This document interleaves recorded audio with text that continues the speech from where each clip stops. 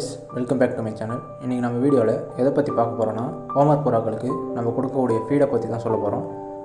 புறாங்களுக்கு நம்ம மோஸ்ட்டாகவே கலப்பு தீவனம் தான் கொடுப்போம். அதை நம்ம எப்படி ரெடி பண்ணுறோம் பார்த்திங்கன்னா, ஒவ்வொரு பொருளையும் தனியாக வாங்கி அதை வாஷ் பண்ணி காய வச்சு தான் நம்ம அதை கொடுக்குறோம். இப்போ அது என்னென்ன பொருள் சொல்லிட்டு நம்ம ஒன்று ஒன்றா பார்க்கலாம்.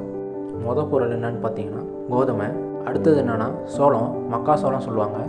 அதுக்கடுத்து என்னென்னா வெள்ளைப்பட்டாணி, அதுக்கப்புறம் என்னென்னு பார்த்தோம்னா சிகப்பரிசி, அதுக்கடுத்து என்னென்னு பார்த்தோன்னா சூரியகாந்தி விதை, அதுக்கடுத்து என்னென்னு பார்த்தோன்னா சஃபோலா விதை, அப்புறம் என்னென்னு பார்த்தோன்னா கேழ்வரகு, அதுக்கப்புறம் பார்த்தோன்னா கம்பு, அதுக்கடுத்து என்னென்னு பார்த்தோன்னா கருப்பு கொண்டக்கடலை, அதுக்கடுத்து என்னென்னு பார்த்தோன்னா பச்சை பயிர், அதுக்கப்புறம் என்னென்னு பார்த்தோன்னா குருவித்தினை, அடுத்து என்னென்னு பார்த்தீங்கன்னா மல்லாட்டை. இது நீங்கள் அடிக்கடி சேர்த்துக்க தேவையில்லை. மோஸ்ட்டாக ப்ரீடிங்கில் இருக்க புறாக்கு மட்டும் அடிக்கடி போட்டால் போதும்.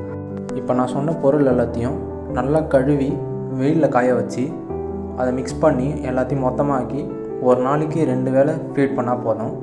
காலையில் ஒரு வாட்டியும் சாயந்தரம் ஒரு வாட்டி ஃபீட் பண்ணாலே போதும். இதுவே நல்லா கரெக்டாக டயட்டை மெயின்டைன் பண்ணலாம். அதுவும் இல்லாமல் நீங்கள் ஃபீட் வைக்கிற டைமிங்கை கரெக்டாக மெயின்டைன் பண்ணாலே போதும். உங்கள் புறா நல்லபடியாக நல்ல ஹெல்த்தோடு வரும். நீங்கள் ஃபீட் வைக்கிற டைம் ரொம்பவும் முக்கியம்.